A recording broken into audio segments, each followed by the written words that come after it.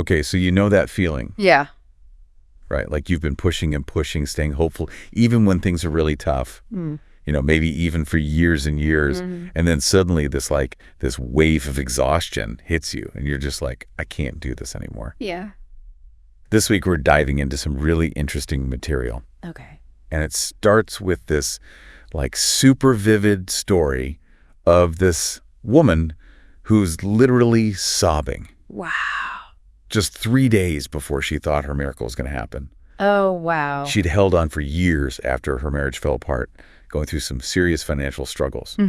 And in that moment, she was just completely done. She was ready to give up. Yeah, I can imagine. She whispered, "If nothing changes today, I'm done." Yeah. Have you ever felt that close to just calling it quits? Oh, absolutely. I think everyone reaches that breaking point at some point in their life, where it just feels like too much. Yeah, totally. And that's exactly what we're going to explore today. Those little hints, those signs that the breakthrough you're waiting for might be closer than you think. That's powerful. You won't want to miss this. So look at this from a different angle. Let's think about the story of Joseph. Oh, okay. Yeah. He was just 17 and he had these crazy dreams, literally visions of him being a leader of his family, bowing down to him. Oh, wow. This real sense of destiny, just burning inside him. A really promising start, it sounds like. Totally. But then everything just falls apart. I mean, his own brothers betray him. Can you imagine? Oof, that's rough. They throw him in a pit, then they sell him into slavery in Egypt. Wow. And it doesn't stop there. He's falsely accused and ends up in prison. Oh, no. So for years, his life was like the total opposite of those big dreams he had. Yeah, it's that disconnect between what we hope for and the reality we're facing, right? It can be so discouraging. It really is. But here's the thing, and this is the key to what we're talking about today. Okay. Our source is saying that every single one of those terrible things that happened to Joseph wasn't just bad luck. That pit he was thrown in, it actually made him tougher. Slavery taught him how to lead, and in prison, he met someone who would change his life. Oh, wow. So these hardships were actually setting him up for his future. Exactly. So when Pharaoh needed someone to interpret his dream, and the whole kingdom was depending on it, Joseph was ready, not because a palace just magically appeared, but because he'd been prepared through all those challenges. So it's like reframing those tough times. Instead of seeing them as punishments, they were like stepping stones. Yeah, exactly like a divine setup. Our source calls it getting him ready for something way bigger than he could have imagined. That's a really powerful way to look at it. Right. So think about what you're going through now. That pit you might feel stuck in. Yeah. Money problems, health issues, relationships falling apart. What if it's not a punishment, but preparation? It makes you wonder, doesn't it? It really does. What if it's getting you ready for something amazing that you can't even see yet? I know the waiting is so hard. It feels unfair and chaotic. Oh, yeah. But our source is saying this time might not be wasted at all. And today we're going to unpack 4 signs, 4 big clues that your breakthrough could be closer than you think. I'm ready. Let's hear it. Okay, sign number 1, increased opposition. Our source uses this analogy of running a race. You're almost at the finish line. You can see it, and suddenly everything gets harder. Okay. The wind picks up, your muscles are burning. That struggle, it could be a sign that you're about to break through. Like a final test? Yeah, exactly. Yeah. And why does this happen? Well, our source says it's because the enemy, and I don't mean that in a religious way necessarily. It could be any force. Anything holding you back, it senses you're about to win, so it tries to stop you. Interesting.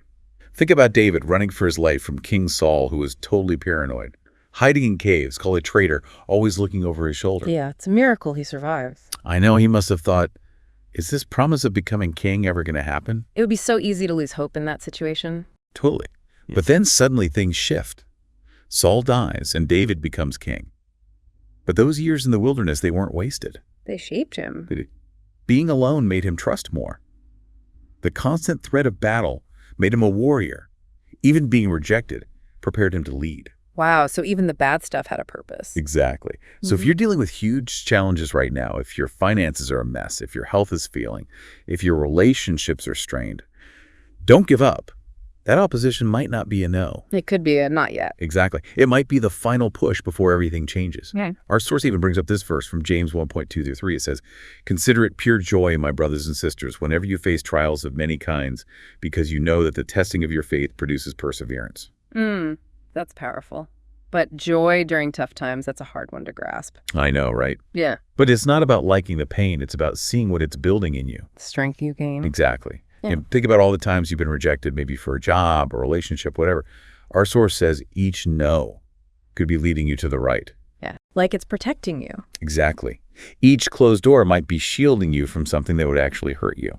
Okay, so it's not about the closed doors, but the right doors opening. Exactly. So here's a big question to think about. What if the struggle you're in right now isn't there to block your blessing, but to make you strong enough to handle it? That's a really good point. Right. Okay, so sign number 2, people leaving your life. This can be so painful. Oh, yeah, for sure. Maybe a friend suddenly ghosts you. You lose your job, a relationship ends, and you're just left wondering why. It makes you question everything. It does. But our source has this interesting idea. Not everyone is meant to go with you to your next chapter. I like that. Think of a tree in the fall. Yeah. It loses all its leaves. It looks dead. Yeah, But it's not dying. It's letting go of what it doesn't need anymore so it can grow again in the spring. makes sense. Our source says the same thing might be happening in your life. You're shedding what you don't need anymore. Exactly. And they connect this to like a bigger purpose, saying that whatever higher power you believe in could be clearing your path of things that would hold you back. Interesting. They even mentioned Jesus, how he often went off alone to pray, especially before he did big things like miracles or facing the cross. He needed that space. Right. And why? To get focused, to connect with something bigger than himself. So think of it like this, a surgeon getting ready for a heart transplant. They don't let just anyone walk into the operating room. Right. They clean everything. Yeah. They get rid of clutter. Why? Because they're Assaulting. protecting this super important event that's about to happen. It's about creating the right environment. Exactly. And our source says that same kind of clearing might be happening in your life right now. So if you're feeling isolated, if doors are closing around you, maybe it's not rejection, but redirection. Getting you ready for something amazing. Exactly. It could be setting the stage for something truly extraordinary. Okay, ready for sign number 3? It's called a holy itch. Have you ever felt that? Yeah. Like this restless feeling deep inside, like something's brewing, but you don't know what it is. Oh, yeah, I get that sometimes. You might find yourself praying more, even if you don't know what to say.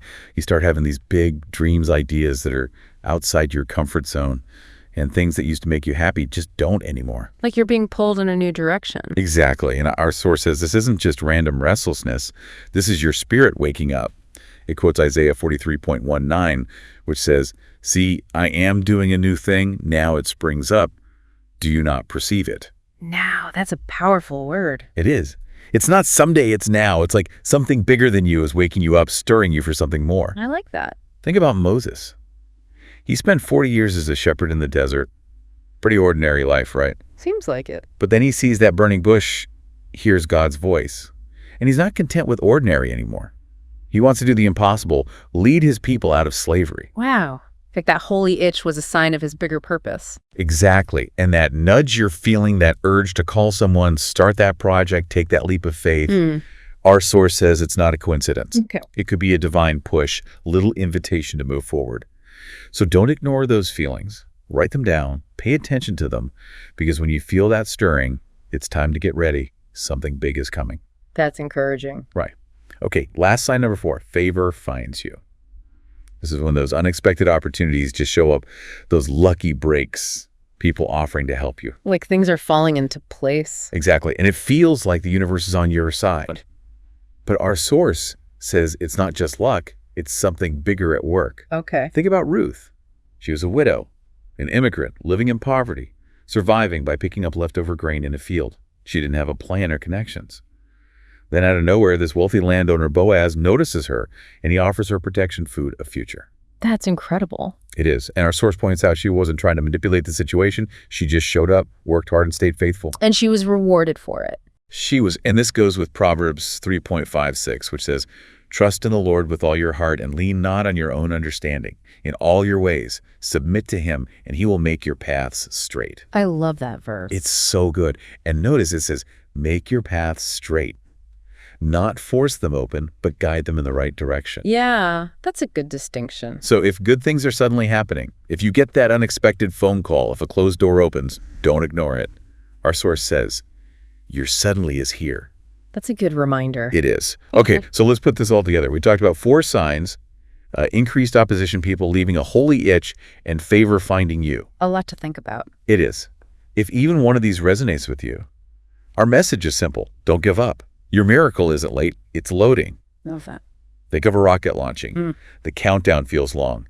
The engines are straining. That's like the struggles you faced. The fuel for your breakthrough. Times of loneliness or people leaving, that was you getting focused for this moment. The holy itch, that's the ignition starting. And that sudden favor, that's liftoff. You're about to soar. That's a powerful image. It is. But here's the thing. Miracles aren't passive. You have to be a part of it. Okay. Remember the woman with the bleeding problem in Mark 5? She suffered for 12 years, lost all her money, was an outcast. But she didn't give up. She was determined. She pushed through a crowd, touched Jesus' robe, and was healed instantly. Wow. Why? Because she believed her time was close, and she acted on it. You have to do the same. So we have to participate in our own miracles. Absolutely. So we're going to leave you with 3 practical steps to help you do that. Okay. First, declare it.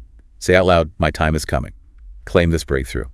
Our source reminds us how powerful our words are, quoting Proverbs 18.21, life and death are in the power of the tongue. Our words have so much power. They do. Speak life into your situation. Second, share this deep dive. If you know anyone who's discouraged, who's about to give up, send this to them. You have no idea what a little hope can do. That's so true. It is. And third, stay connected with us. Hit that subscribe button so you don't miss any future deep dives as we explore how to get ready for the blessings that are coming. Sounds good. Oh, and one more thing. This is a personal invitation. When your breakthrough happens, when that prayer is answered, when that door swings open, come back here and tell us about it. We want to celebrate with you. We do. Tell us what happened. Tell us what it felt like. We'll be here waiting to hear your good news. Until then, please hold on to that belief. It's not over, not even close. Your miracle is closer than you think. That's a great way to end this. It is. Thanks for joining us today, and we'll see you next time. See you then. Bye. Bye.